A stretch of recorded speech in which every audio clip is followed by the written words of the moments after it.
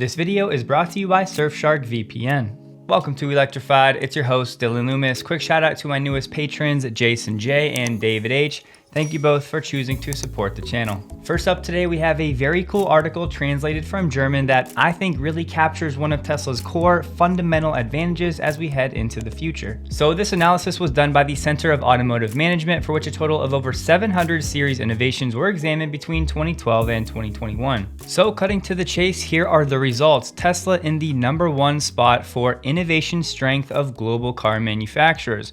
Looking at the data, you can see Tesla coming in at 175.8 on their scale, followed by VW at 137.2 and Hyundai at 76.9. However, what's also interesting is if you look at the performance for 2021, Tesla actually increased 23.1 points, of course, from a higher base, which is second on the list for all of 2021, followed only by BMW, and BMW's increase of 25.7 still only has them at 46.2 overall, sitting in 8th place. So as mentioned, this just highlights what a lot of us already know, that Tesla is indeed one of the most innovative companies on the planet. And for whatever it's worth, this study also has Volkswagen, Hyundai, and BYD termed fast followers. You guys know every now and then I like to zoom out and take a look at the overall broad EV market and see how things are changing. According to Bloomberg New Energy Finance, there will be 20 million plug-in vehicles on the road globally as soon as June of this year. This is up from 1 million EVs on the roads in 2016,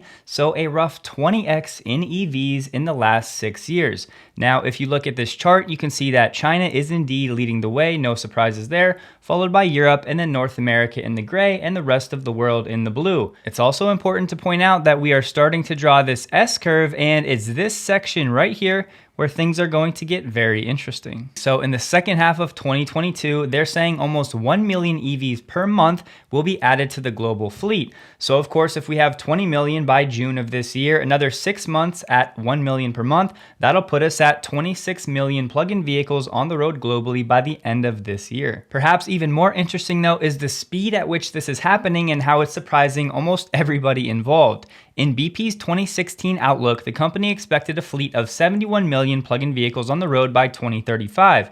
Based on the latest sales data, BNEF now expects that to be achieved by 2025, a full 10 years ahead of schedule. And to put that chart above into data that we can remember, China currently accounts for 46% of the total sales to date, Europe follows in second at 34%, and North America a distant third at 15%.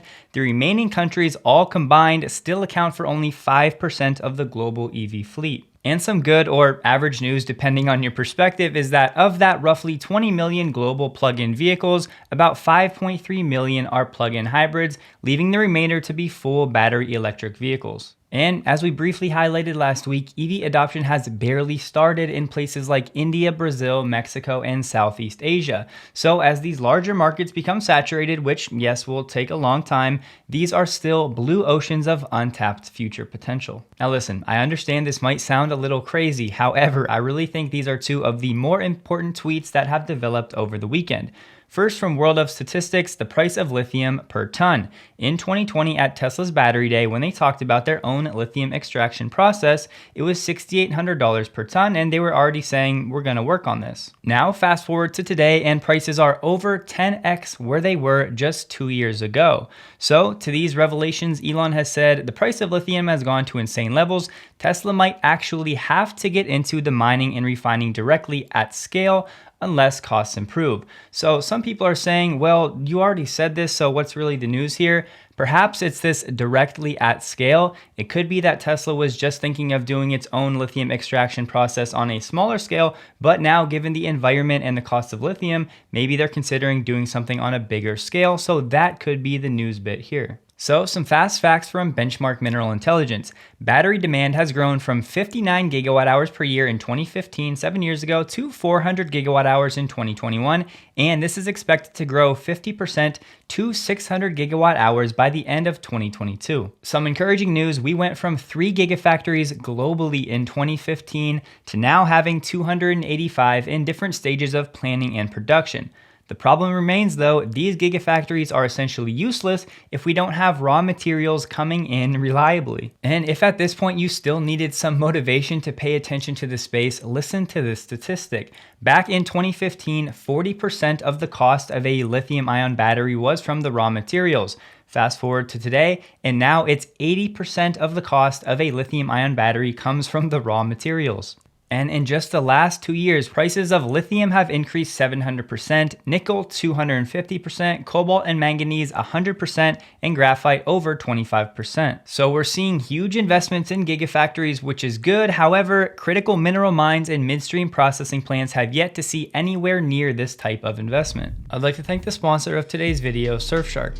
Over the last year, a lot more of my life has transitioned onto the interwebs, and I like having peace of mind knowing that I'm doing what I can to protect myself. And let me be clear, a VPN is not just for when you use public Wi-Fi. I would also recommend one for at-home use as well. Surfshark is a VPN, or a virtual private network, that encrypts your online data and secures your personal information anywhere you use the internet. So why Surfshark? It's one of the only VPNs to allow one account for an unlimited number of devices, which is a big deal at my house. The user interface is really easy to use, and it's one I'd be confident that my not so tech savvy parents could also use easily.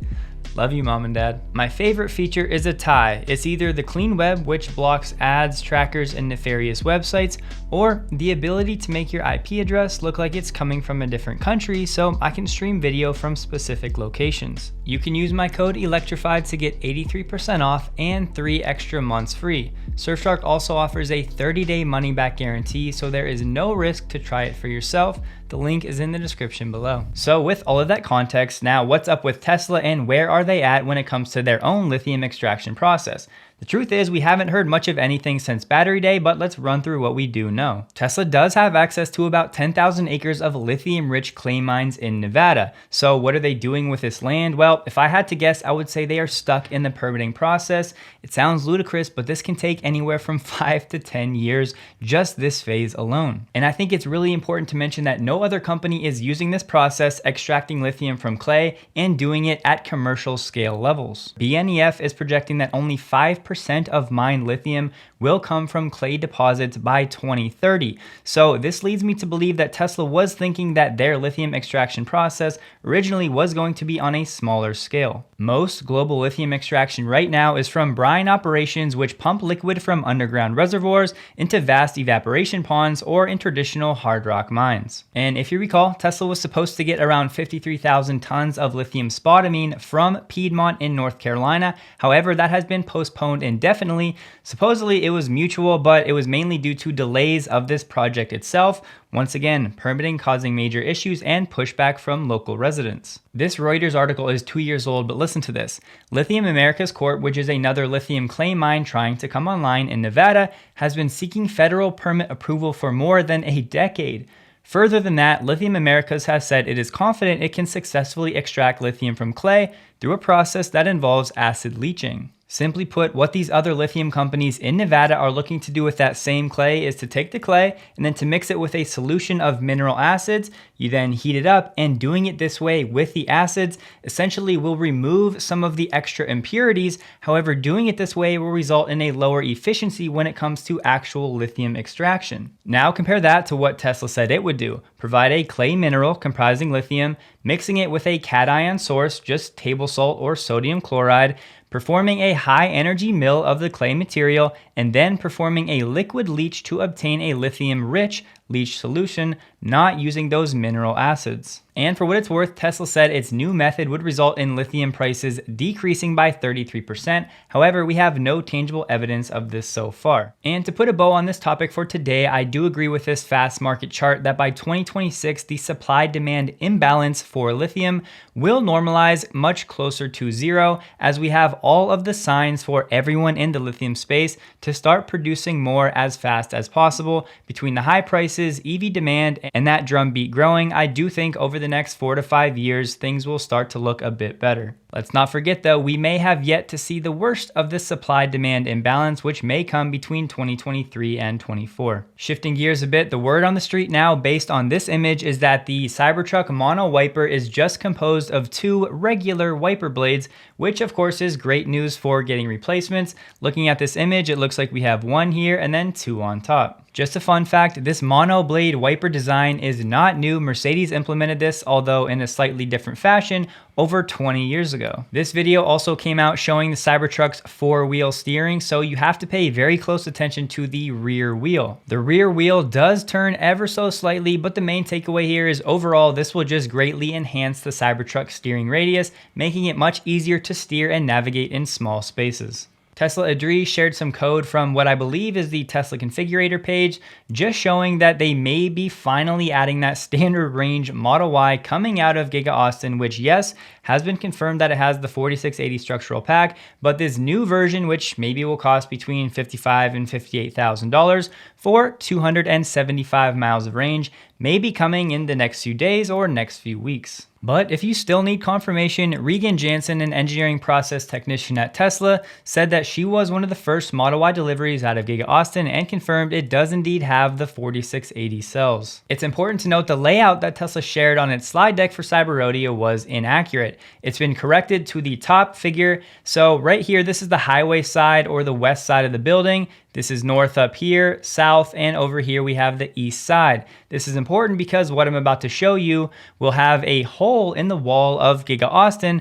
right in line with the paint shop in the updated design. So if we go to the Jeff Roberts image that he shared on Twitter, as you can see to the left part of the center half of the north side of the building, there's now a hole in the wall, maybe adding some paint shop gear, nobody really knows for sure. Exciting news here as reservations for the next gen Roadster are now open again.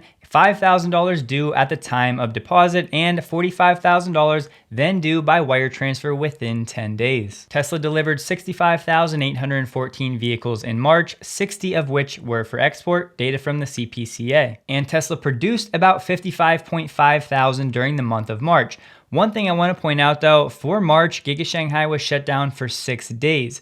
So if we take the total delivery number, 65,814, divided by 25 days for the 6 days it was shut down, they're still delivering around 2,633 vehicles per day, which is the best per day delivery rate that the factory has seen, given all of the challenges. I will note though, April is probably going to be a rough month given that Giga Shanghai is still shut down and it hasn't been producing vehicles for all of April. It's been shut down since March 28th. And just a rough calculation, if you take the 6 days it was shut down times the 2,600 vehicles it could deliver per day, that could be up to 15,000 vehicles that it missed out on delivering due to the shutdown. And a Chinese official said the recent pandemic situation has been quite severe, and so the figures in March were not too good. We currently do not see much improvement in April. A silver lining though, while the overall auto market in China year over year in March was down about 12%, the share of new energy vehicles has doubled to 484,000 for the month of March. BMW's CEO Oliver Zipse had this to say about the chip shortage. We're still in the height of it, but I expect us to start seeing improvements at the latest next year, but we will still have to deal with a fundamental shortage in 2023. Last up today, just to touch on Elon not taking this board seat at Twitter, I just have to say things will be much more entertaining this way. If he had taken the seat, he would have been limited in terms of ownership and probably what he could do. Now, maybe he does a hostile takeover or he sells his shares and does his own thing. Either way, it's now wide open and it will be very interesting to watch it unfold, but most importantly, it's not that impactful to Tesla. That's all for today. Please like the video. If you did, don't forget, check out Surfshark linked below. Hope you all have a wonderful day and a huge thank you to all of my Patreon supporters.